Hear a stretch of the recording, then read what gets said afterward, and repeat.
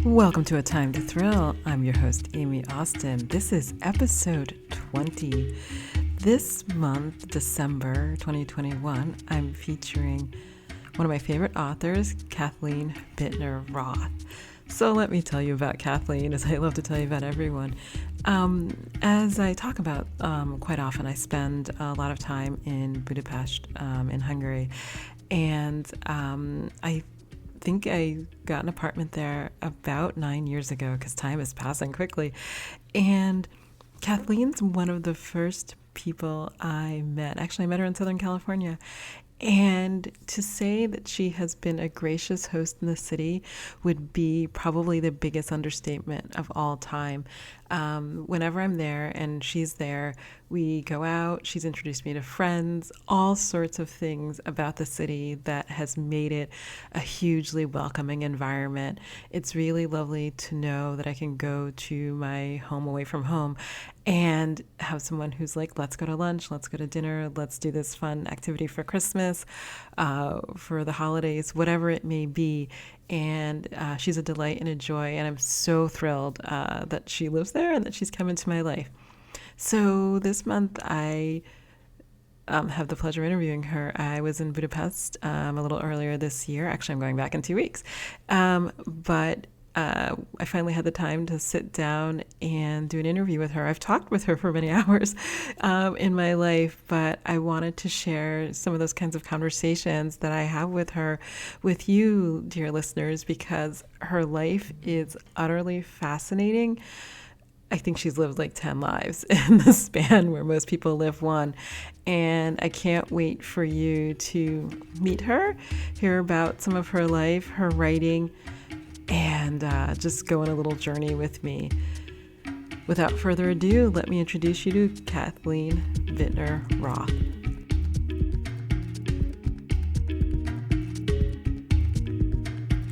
Hi, welcome to A Time to Thrill. This is Aime Austin. I am so delighted and thrilled to have my lovely friend, Kathleen Bittner Roth, as a guest this month. Hi, Kathleen. Hi, thank you for having me. How are you? Oh, I'm excellent, but I'll always get better. That's actually great.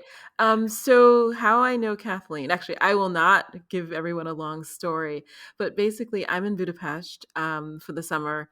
It's not 2020. I'm so happy to be back. And Kathleen lives here full time. So she's a romance author who lives in Budapest. So you know we had to connect. So Kathleen, how long have you been in Budapest? 11 years. It seems like two. It's just amazing that it's 11 years because I never tire of this city. It's just a fascinating city. I do find it fascinating. As I told you, I was hanging out with a friend on Saturday. I don't know, the days mash up. And he was like, he has to move to Berlin for work. And he was like, but I love this city. I don't want to leave. Well, I guess the young people love Berlin. My late husband was German, by the way, you know that, but others don't. And we didn't like Berlin. It was boring. You know, most of it was just bombed out during World War II, Right. and so everything's very modern. And we did a lot of traveling always, and we would jump on a hop on hop off bus when we first got someplace. And our first hop on hop off around, of course, he knew Berlin, and I hadn't been. And he looked at me, I looked at him, and I said, this is it? This is boring. So apparently it's the nightlife that the young people like. So this friend of mine, he's a little worried about that boring aspect and the art and architecture not being the same. But that's true. It's like Krakow is lovely, but the capital of Poland not so much. So anyway, that's a different conversation. So I have many questions for you, but the first is, okay, so you're the author of mainly historical romance. What possessed you to write historical as opposed to any other genre?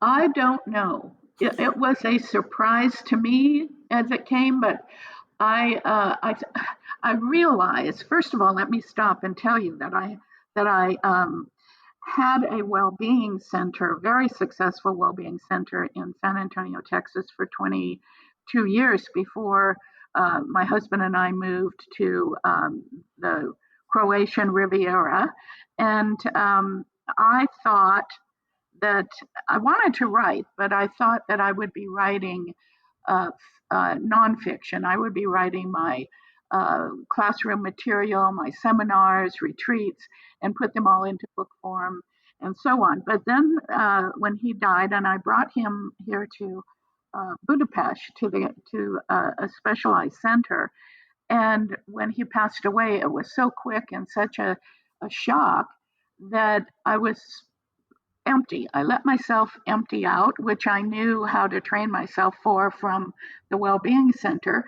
And I would just go out and walk and walk and walk. And one day I came, I stood in front of a beautiful villa. The beauty of Budapest really was a healing um, nature for me. Mm-hmm. And I got this feeling to go home and write.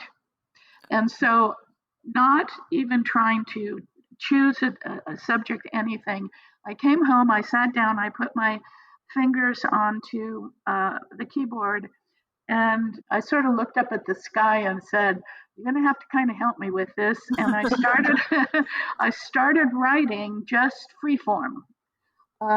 Just it's a wonderful feeling, and which is something that I taught in my well-being center. So I just started freeform, and I looked, and I am writing a historical romance.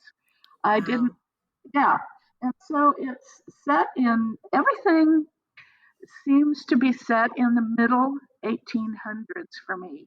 Okay. And think about being here in Budapest, Amy, is that when we're walking around and looking at all these beautiful buildings, when are most of them built?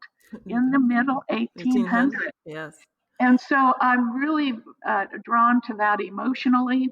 And then the research of my first book was called A Duke's Wicked Kiss, if we ever have time to get into why I chose that title. But the the history, the research that I had to do, because it was set in 1857 in India during the Sepoy uprising against the British East India Company. Okay. And so I didn't know anything about that. Basic history, but that's something that took off, and it just organically grew on its own, which is the book that got me my agent. It got me a finalist in the Golden Heart, if you remember the Golden Heart, Yes. and for Romance Writers of America. So here's the person who thought I would be writing um, uh, nonfiction was suddenly steeped in fiction, and that was the catalyst for that. Ended up being my personal healing. That's amazing. So, what kind of books did you read as a child? Everything I could get my hands on.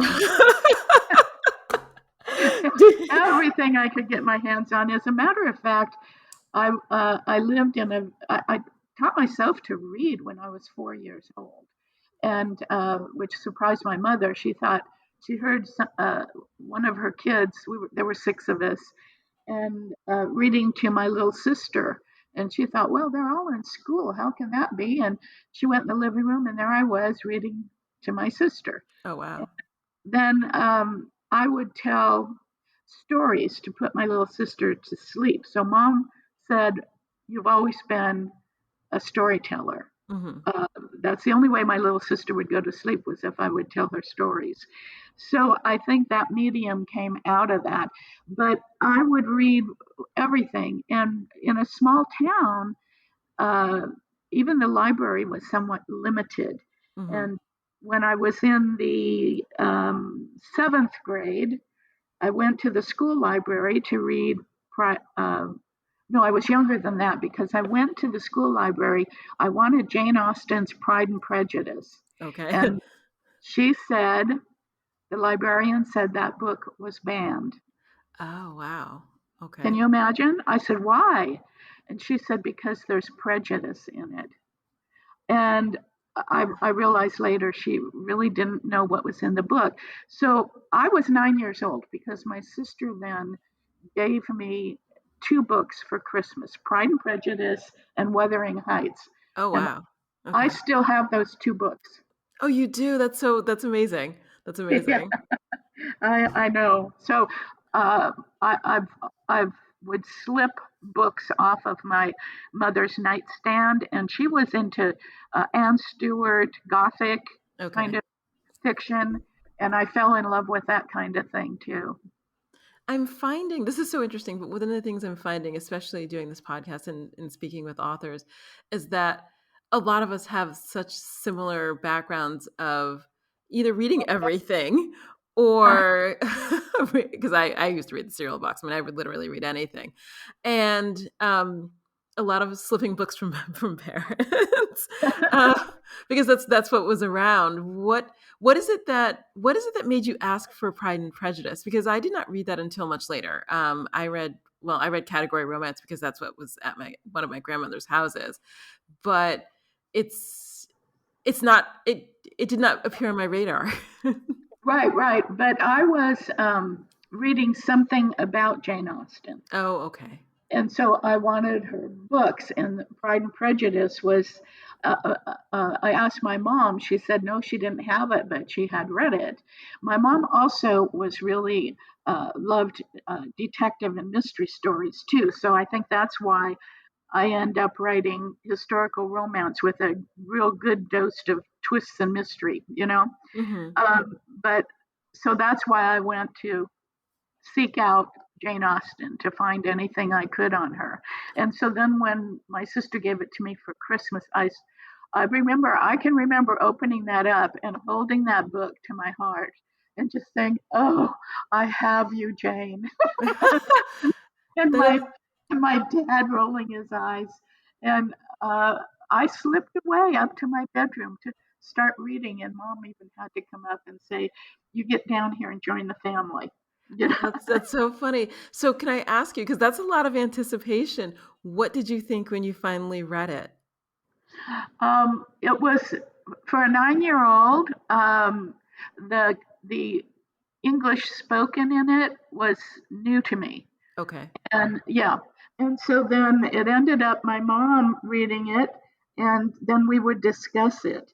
And so I think I learned, maybe that's part of why I really like the mid 1800s. I'm Mhm. not so crazy about Regency because I didn't uh, because in the Victorian era, women were beginning to open up and having a little more freedom. There were a few more laws being passed to give the women more freedom. So I wanted feisty women who wouldn't hold back. Mhm. And and that kind of thing is what goes into my books, is that women who are going to face hardship, but they're going to weather through by their own stamina and their own inner will.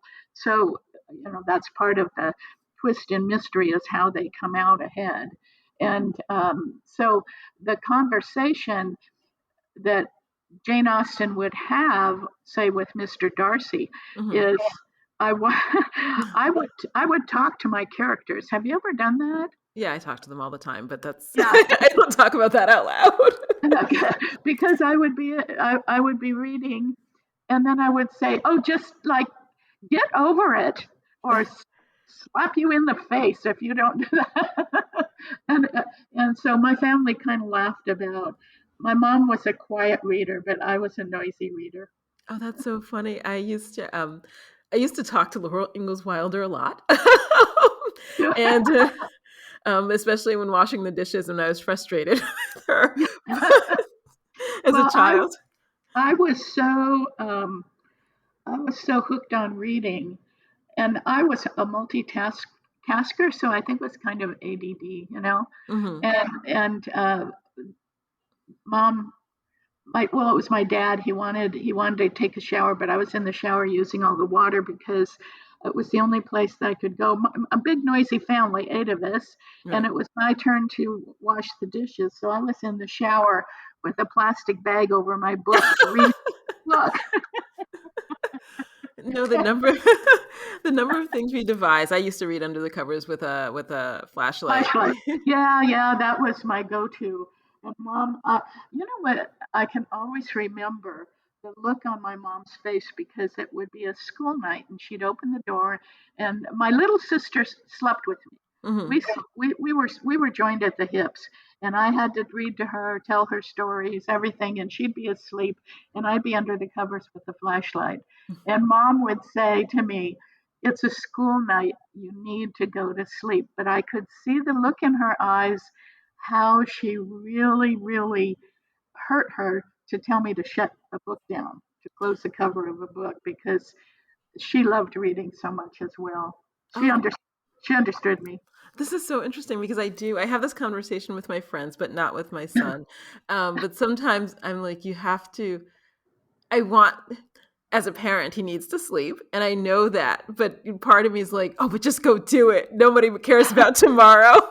but I, but I, but I, Sometimes, yeah, sometimes she would say, "Well, you can finish that chapter and close it down." But you know, Amy, how that goes. You read that last chapter, and especially now as published authors, we know that the end of the chapter has to have a hook. right. And so that hook leads us to just the first paragraph of the next chapter. I'm And there you go. just gonna turn that page. I'm just gonna see, and then I'm gonna go to sleep. Oh, there was one other reading material that I got hooked on at 5 years of age, and Hmm. that was National Geographic. And my mom started getting the monthly National Geographic, Hmm. and she started getting it in the winter because I was raised up north, and that that the National Geographic with all the history and the tribes and all of the beautiful photography, Hmm. I was mesmerized. I could hardly wait every month, and I would pour through every page for hours and hours, laying in front of the fire, in front of the heater. And that maybe gave me a real good window into things historical, you know? That is so interesting because, okay, until you said this right now, I hadn't thought about it. So my father's mother also she read romances. Well, I don't know. I never saw her read romances. I read romances from her bookshelf. Uh-huh. But she got two magazines. Well, not two. She probably got a whole lot because it's in New York. Right. She had piles of magazines. But the only two I looked at were National Geographic and Life magazine. Uh-huh. And I wonder now, because I hadn't thought about this, I wonder now if that influenced my desire to travel. Because I was Oh, always like, look at the world, like there's all these things you can go see. And that's so interesting. I hadn't thought about it at all, ever, until oh now. yeah, yeah. I'm sure that it did that it helped me uh, have this wanderlust Hmm. to travel and the ease of it, and to be able to slip into any culture Hmm. that I was wherever I was living. I was just amazed and really digging in. When we lived in Croatia, we were there 4 years, and we would travel around to all these little villages and things, and we stumbled onto a church.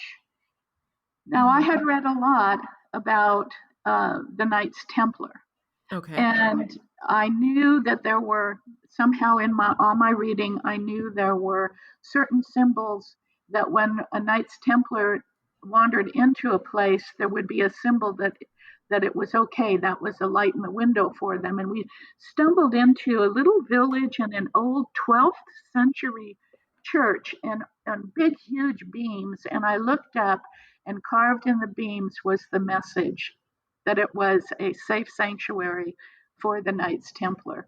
And Wow. I just literally sat down on the floor, and thank heaven I had a husband who loved it, just the history just as much. And Hmm. then I ended up telling him the story of the Knights Templar and how that was a mystery sign. So I think that kind of thing coming out of National Geographic was Hmm. probably a catalyst for both of us without realizing it. Yeah, no, I hadn't thought about it until you mentioned it. Because it wasn't something that my mother subscribed to, so I only saw it at my grandmother's house when I was on the weekends.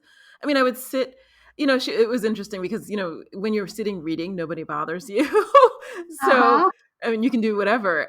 So I think I would just go out into she lived in a brownstone, so it's sort of similar to the apartments here, where she had that, they have that wide hallway, and she had Right. a stand, a table, and that's where the mail was mostly, but it also had magazines or whatever had come in. So I'd walk out, take them, and then go in the living room and sit in my father's easy chair. I don't think I ever thought, nobody ever said anything. But it's really interesting that your mother had that sort of discussion with you about the book. How did you, well, you wouldn't know because it only happened one way, but as an adult, what do you think about that? Because I do talk to my son now. So when he is assigned school books, sometimes I read them. Oh God, there's one I'm supposed to read right now. And then we talk about them. Um, but mostly reading was really quite a solitary activity. What is it, do you think, that possessed your mother to have that sort of back and forth with you? Probably I would instigate it because I would always go to mom. Mom was a very wise person, Mm-hmm. and with all her reading, also home educated in that particular sense. But she would always, if she didn't have the answer, she would try to find the answer, and usually mom had the answer. And I still have a memory of being 6 years old and everybody off to school. I don't know where my little sister was. I'm eating breakfast and I'm eating cereal out of a box. You know how the cereals always had little gifts in them? Yes. Yeah, well, guess what? There were six of us in the family. You weren't allowed to shake the box. You weren't allowed to dig in it. You had, so I'm busy eating, and it was Kellogg's cereal because I didn't like it, but I was getting near the bottom. Right. And there was a blue plastic ring faceted, and there was a picture of it. And I wanted that ring. And mom's in the kitchen, and I'm reading the back of the Kellogg's cornflakes cereal. And I said, Mom, what does the word brilliant mean? Mm-hmm. Because the facets on the ring. Ah. And she came running out and she goes, Where'd you get that word? I said, Well, it's right here on the cereal box. And she said, You just earned that ring. Oh, that's so So cute. she dumped out the. I said, "You mean I don't have to eat anymore?" And she dumped it out and handed me the ring. And she said, "We'll just make this our little secret." But I didn't know you could sound out words like that yet. So Oh.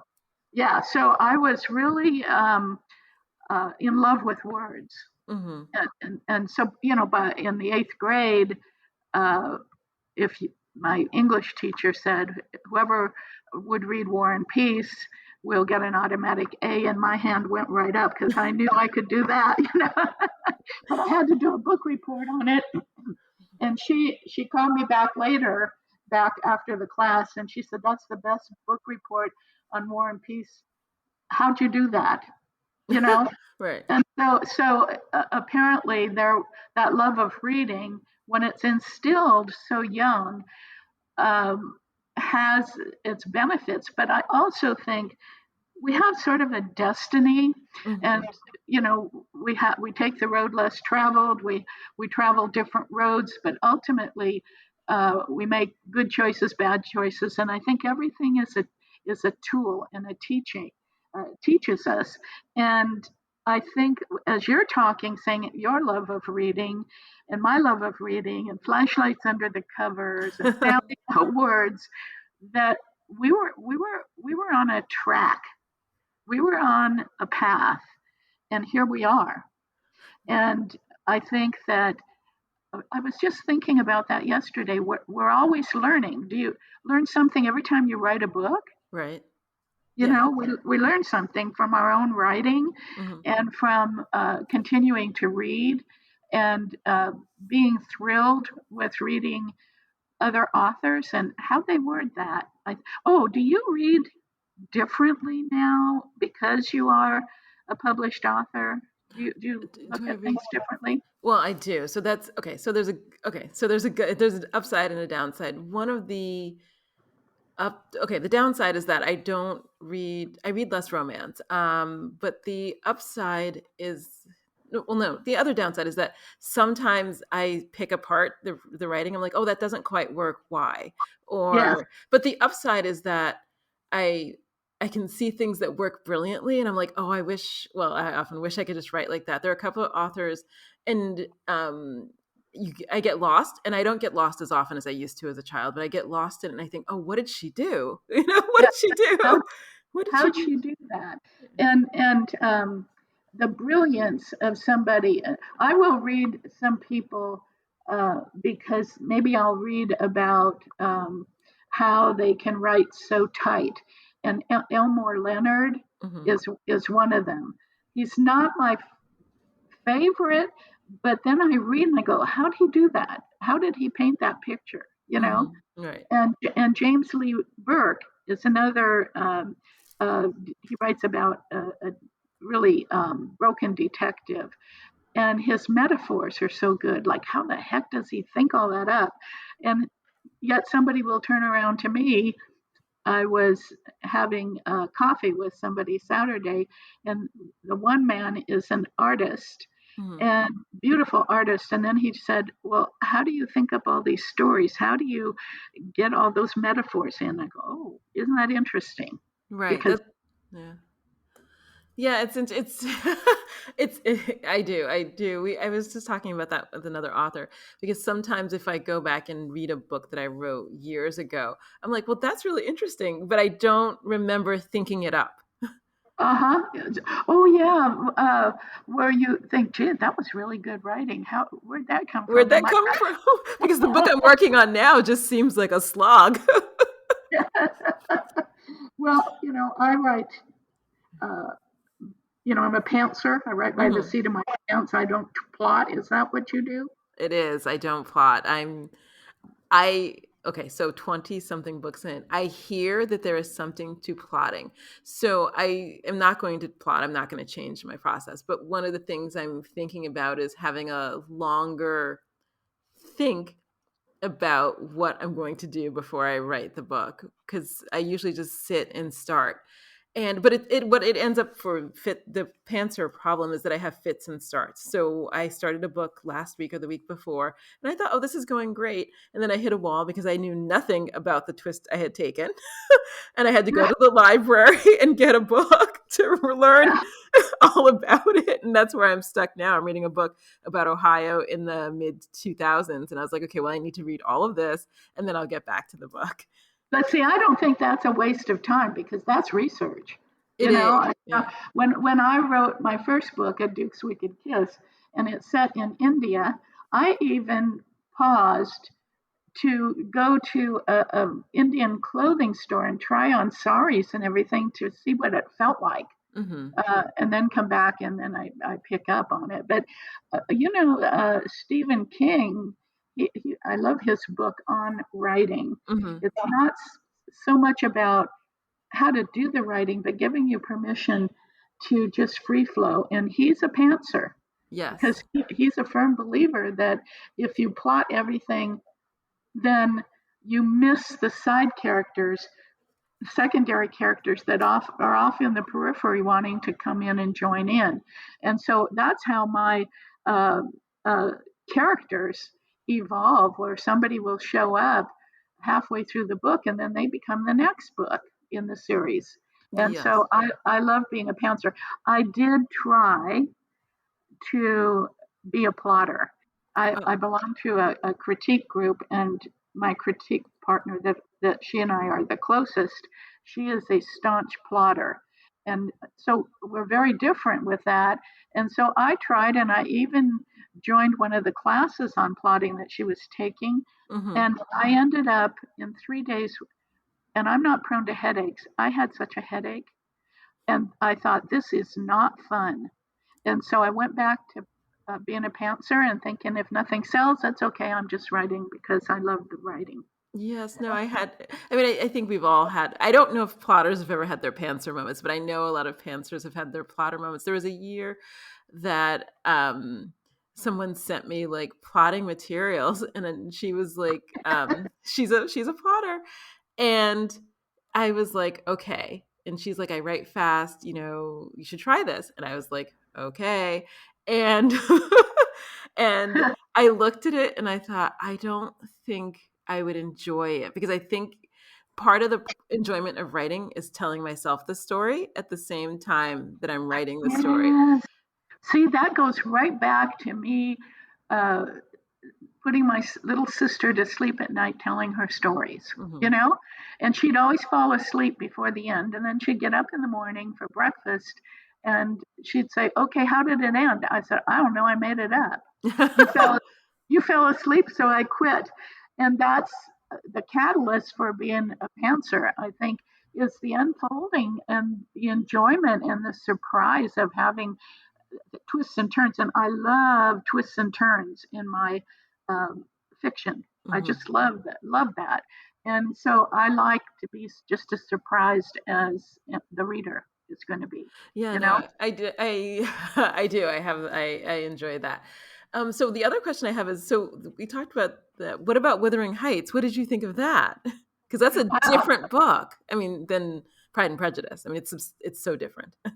Wuthering Heights was depressing to me, and it was written, but there was just something about having those books in my hand Hmm. that had come from these authors, and I could relate more to her than to Jane Austen, and uh, I just would read anyway. But I also read those and adored those books because my sister had given them to me for Christmas. Right. No, that's a huge. I know. I was thinking about that because that's a an author I know named Evelyn Adams sometimes talks about people seeing you, and I feel like when she gave you that gift, she really saw you.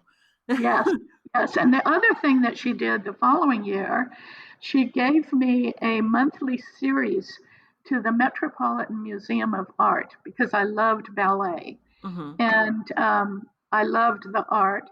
And the the book would come, and it was like 15 by 10 by 15 Hmm. hard, the thin hardcover, but inside was an the front cover was an envelope, and in that would be prints of whatever was being talked about in the book. Wow. And I had those things taped all over my walls. And I kept those for a long, long time. But there were so many of them because I had a 12-month subscription to them. Right. The Metropolitan Museum of Art was. So there was then, excuse me, immediately a goal. One, I was going to go to England one day to see where Jane Austen wrote. Right. And two, I would grow up and go to the Metropolitan Museum of Art. And then, oh, you mentioned what was that magazine? Life. Oh, Life. Yes, Life with the Yeah, pictures. yeah. Yes. Well, we had that as well, and I opened it one time, laying after I finished National Geographic, and there was a beautiful model standing on the steps of the Waldorf Astoria after Hmm. getting out of a taxi, Right. and she had this beautiful pot de soie gown on. It was a hairspray commercial advertisement. That stuck in me that I would go and walk on this and stand on the steps of the Waldorf Astoria and have my picture taken, and I would be very sophisticated like her. Hmm. Well, that sophisticated thing probably went out the window, but I probably ran up the steps and said, "Here, snap a shot." Right. But I ended up living in New York, Western New York, but still New York, you know? Hmm. And that I never ever forgot that picture. It was embedded in my mind of the ultimate of what a lady looked like or was, you That know. is so interesting because I had those same sort of feelings about, oh, I have to see London or I have to see Paris or right now I have to see Easter Island. And I wonder if there was something about that in National Geographic or Life. But there was something about those pictures about these destinations that seemed so, I don't know what it was, fascinating. All I could think of is I have to go see that in person. And and Yeah. I still have that feeling even with the internet and all that. Somebody was saying to me recently, oh, well, why do you travel? You know, you can see everything on the internet. And I was like, oh, but I need to see it in person. I need to feel it. And I don't have a good way to explain it, but I want to be on the ground and see it in person. Absorbing it through all of your senses, you Right. know. Hmm. And that is something about writing as well, is that the a good writer is able to engage all of the senses. And how can you do that just looking at the internet? You know, Mm-hmm. being absorbing oneself. We did a lot of wandering through castles in Germany, Mm-hmm. my late husband and I. And there isn't a picture that ever does that justice. You have to be there. And one time, I don't even remember what castle it was because sometimes we would just stumble on them. Right. And we were on a tour and we walked in to a room that it was a big room. It was the king's room. I remember that part. But the all three sides were lined with hard benches, and it was where the knights came and gathered Mm-hmm. before the king. And Amy, you could see indentations where the seat had worn over the centuries. Right. And we walked in, and the ceiling, of course, is painted, and everything is just beautiful. And my husband was behind me and he grabbed my shoulders and he whispered in my ear, he said, "Can you feel them? You can still feel them in the air." And Mm-hmm. he was just so taken by that energy that seemed to still exist in that night's room. It was it was a moment. And in fact, there were people in the tour group that stopped and looked at my husband because he was quite an imposing figure. And they started kind of following him around and not the guy because we were so enthralled with just the night's energy.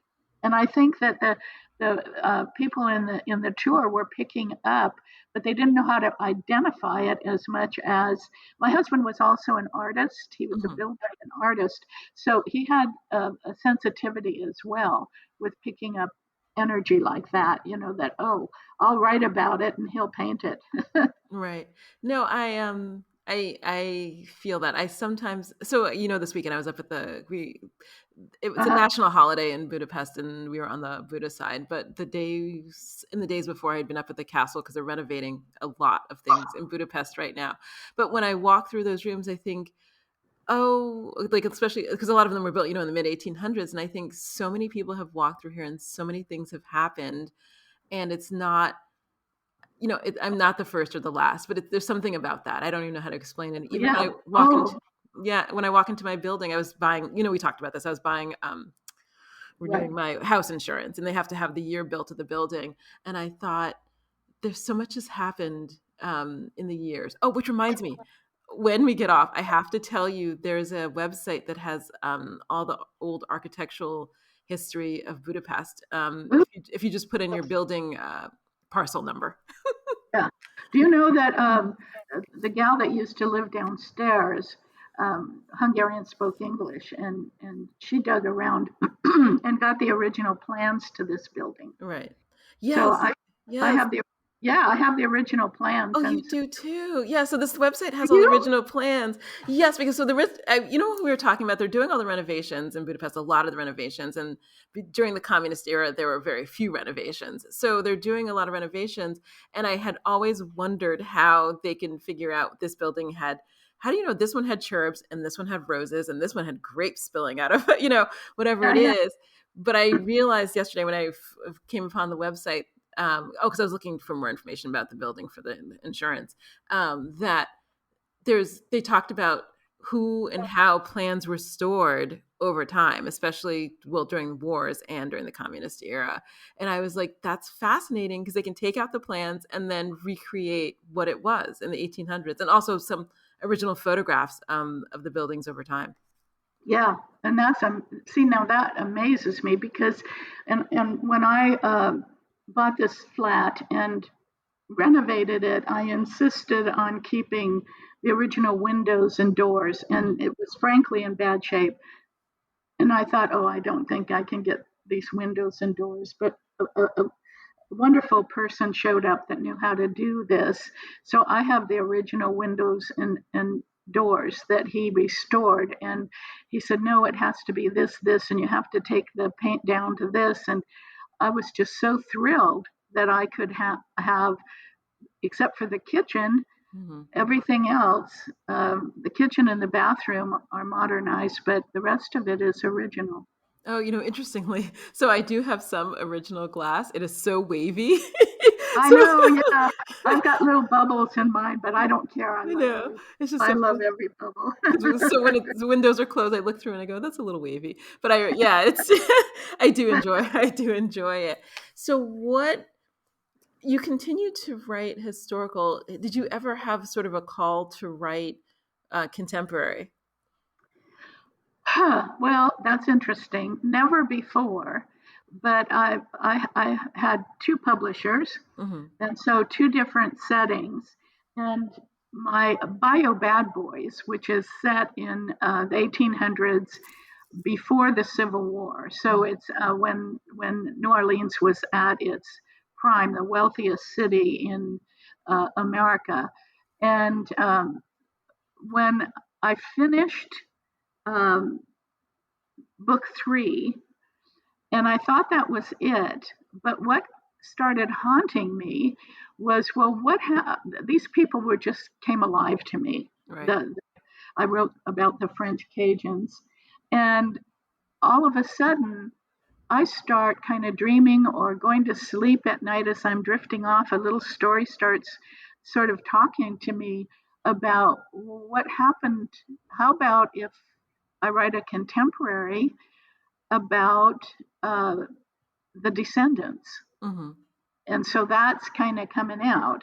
I'm still writing another book four in my other series, and I still have on the table to move up in time to um, World War II, and I've done research on that, so I'm moving up into that. But so I do have one, and it's going to be more of a short story because I want to write about what happened Hmm. to all of the children and children's children. And it takes a big turn because now you're dealing with something uh, with what's modern and how does that figure in with what I like about the idea is how family values have lasted certain family values have lasted through the generations. Hmm.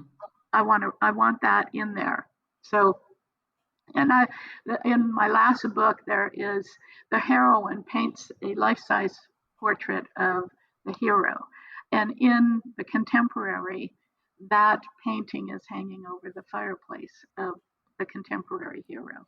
I like that. I like that. This is so interesting because recently I've been reading about generational trauma, but they never talk about the flip side. What are the good things that come through generations, like resilience or whatever it could be, whatever those traits could be? Right, because these two Cajun brothers and, well, the sister of it, they're illegitimate, raised in a shanty along the bayou by a voodoo mother, and they raised themselves up to be very successful people.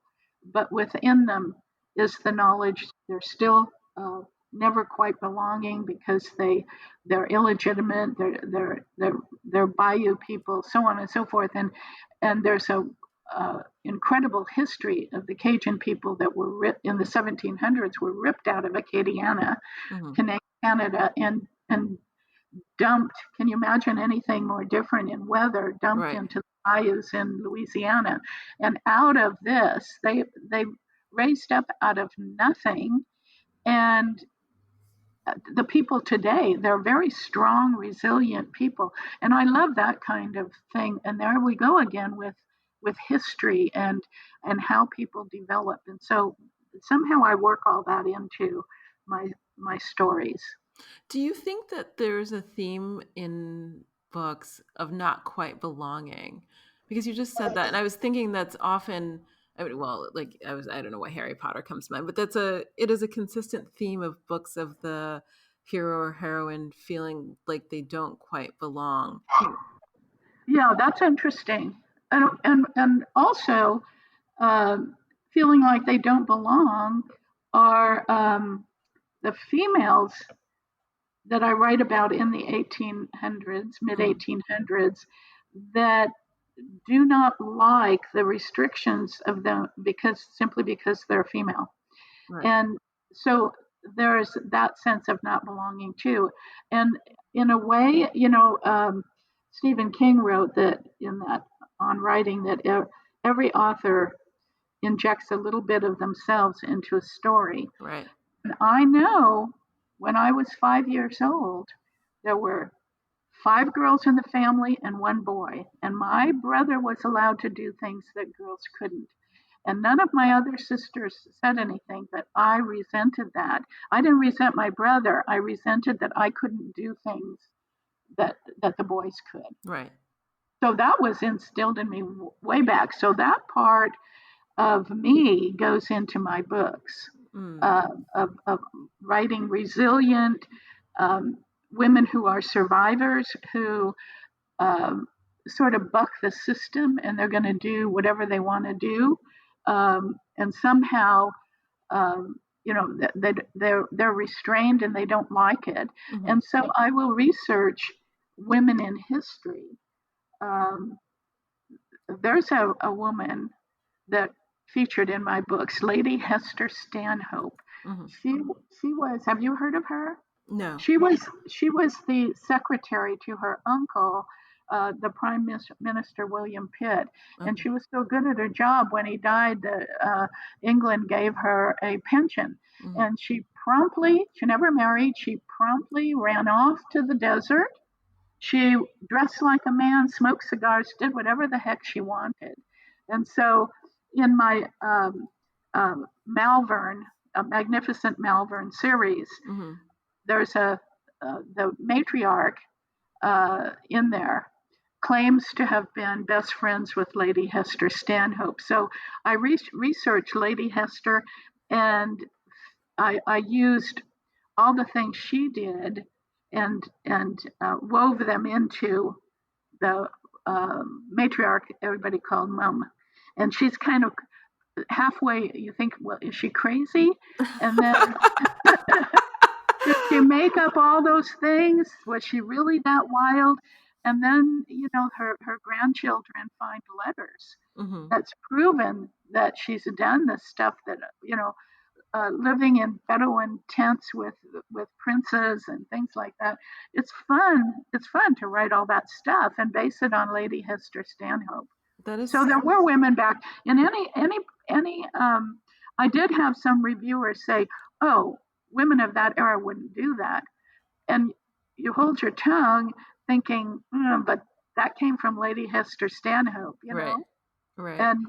And so that kind of self-empowerment is what I like to write about. So you've had a number, I will say this because listeners would know, you've had a number of, let's say, different careers across your life. I feel like you've lived like 5 lives. Yeah, I think. I mean, you've lived in California, Northern and Southern and Texas and Minnesota and New York and Croatia and. What do you think all of that has informed your storytelling now? Oh, absolutely. And also, I think, considering myself a bit of a maverick, but when I look back at it, and we've just got done talking about the heroines, the protagonists that just don't quite fit in, I always felt, until I moved here, I always felt that I was an observer wherever I was living. Even growing up, I guess because of my thirst to explore all the things I saw in National Geographic and all the things that I read, I always felt that wherever I wasn't enough. I needed to branch out. And so I was like, okay, I've been here a while. So now, and circumstances took me here and there. Right. And so I found that, like when I moved to Texas, oh, Amy, that's like moving to a different country. It is. It's very different. I think that every time I visit, I think, well, this is its own thing. Oh, I know. And when I first got there, people would tease and they say, well, do you have your visa? Have you had your shots?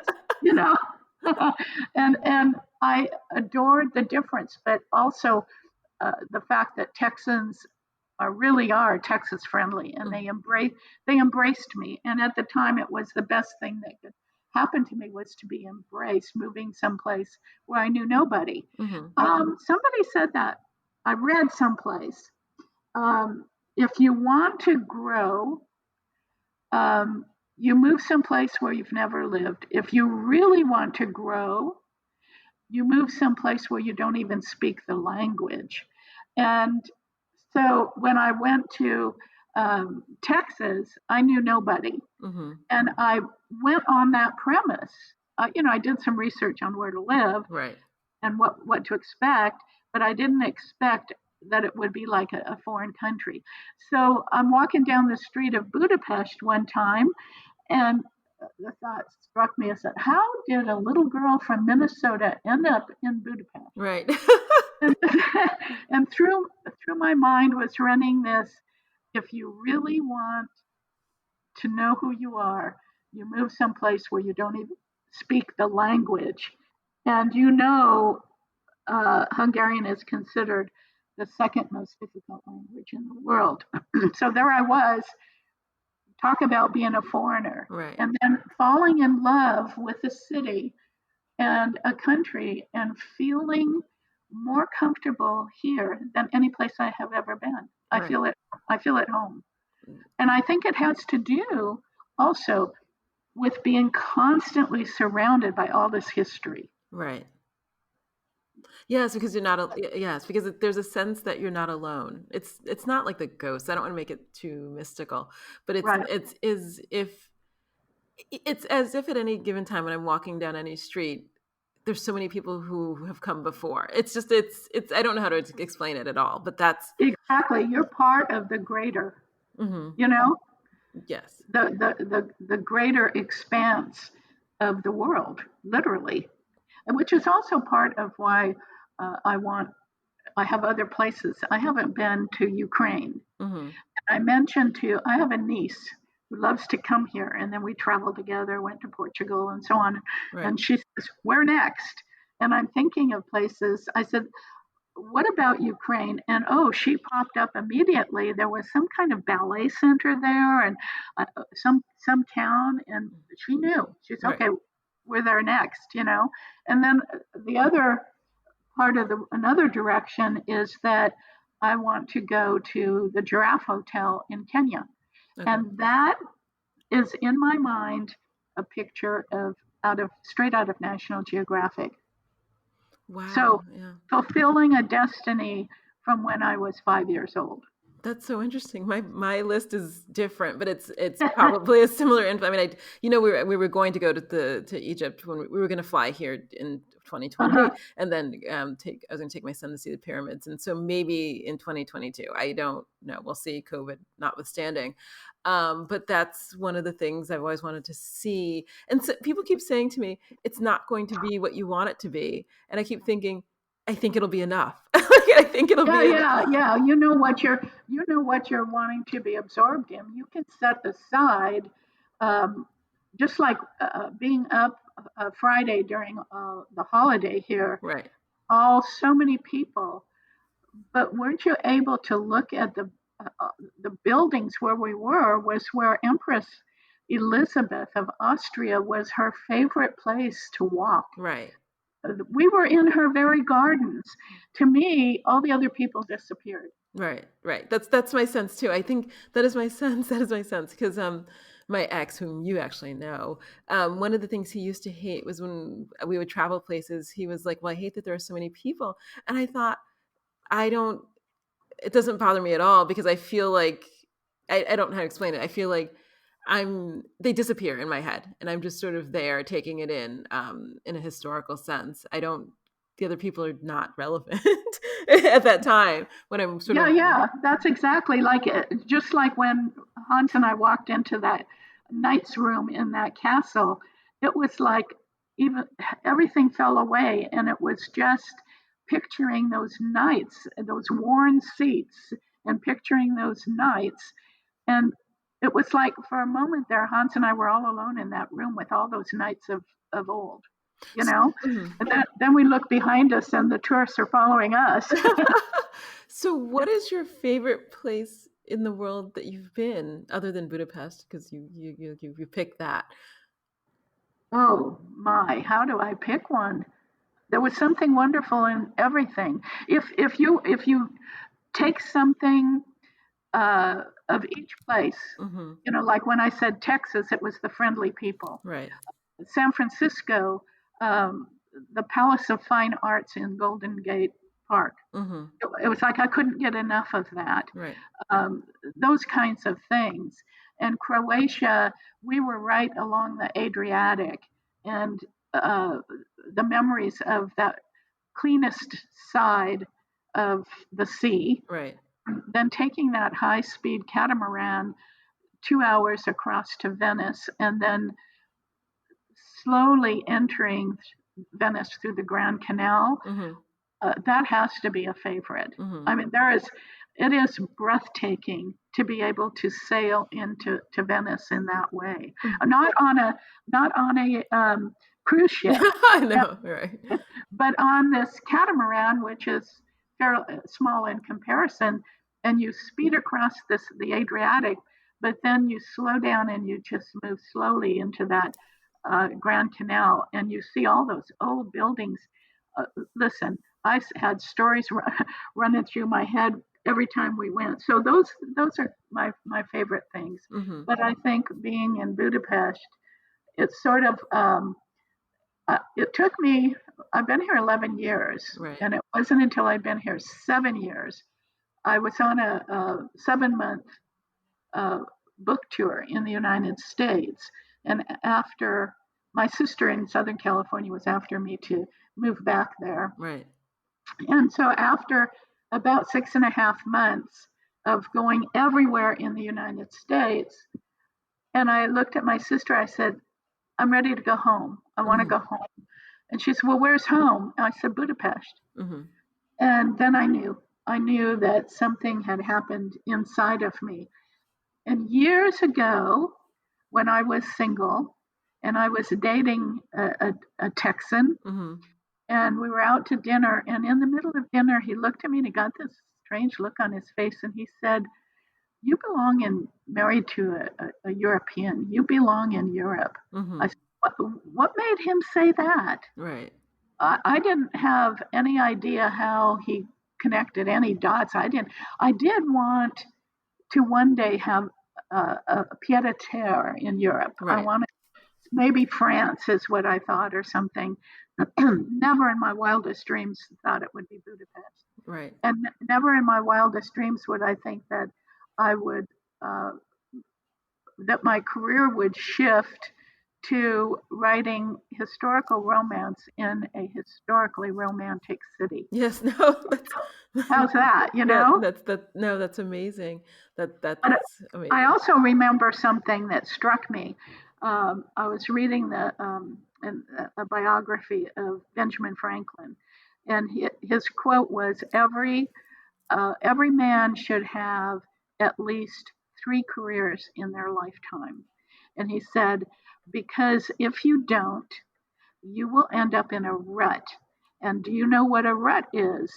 This is his quote. Mm-hmm. A rut is a shallow grave. And if you keep walking that rut, you dig your own grave. And I thought, whoa, that stuck with me. So you can't ever accuse me of being in a rut. Right. No. That's. Wow. And on that, we will end on that note. So let me ask you, tell me about your book series.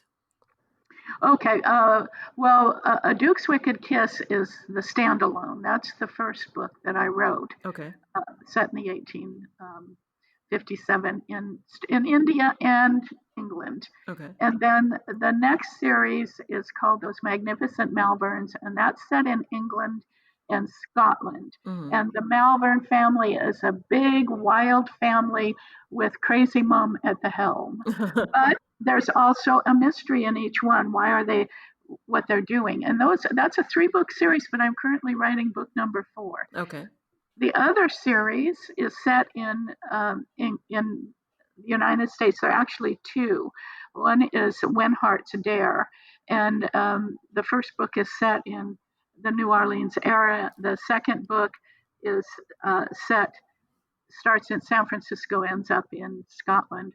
Okay. And then the Bayou Bad Boys is set in New Orleans, but they are CEOs of a big, huge shipping empire. So they've been all over the world too. Okay.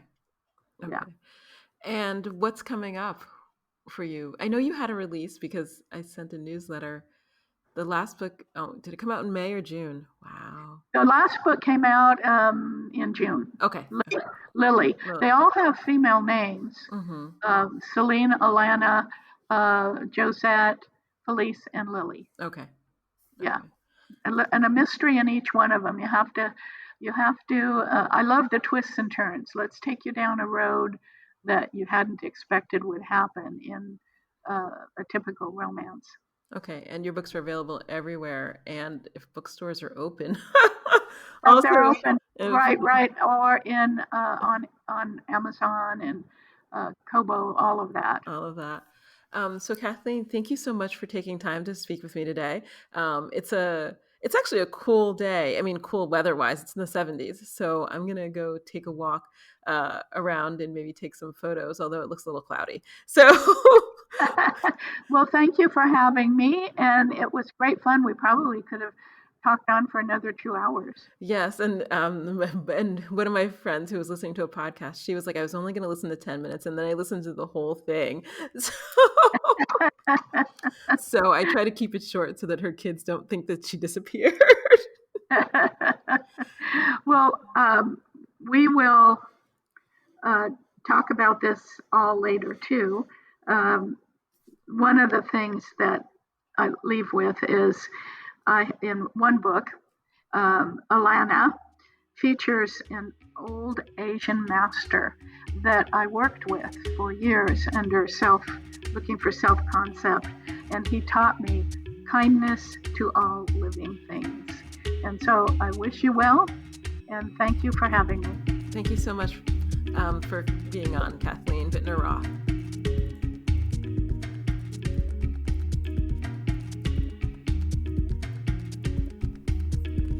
This has been A Time to Thrill with me, your host, author Aime Austin. If you enjoyed it, I hope you'll share, rate, and review on Apple Podcasts. It will help others to find and listen to my conversations with brilliant creators. Also, please hit the subscribe button on your podcast app. In addition to hosting this podcast, I'm also the author of the Casey Court series of legal thrillers. They're available wherever books are sold, your local library, and also an audiobook. You can follow me on Instagram at ThrillerPod, find me on Facebook at Casey Court Series or A Time to Thrill. Thanks for listening, and I'll be back with you soon with more great conversations.